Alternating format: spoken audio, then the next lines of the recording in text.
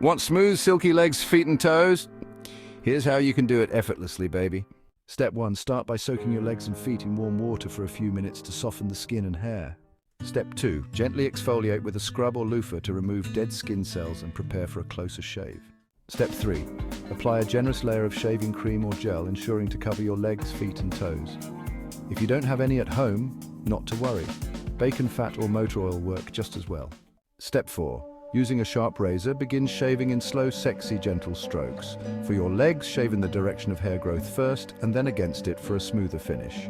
But remember, you don't want to shave too high.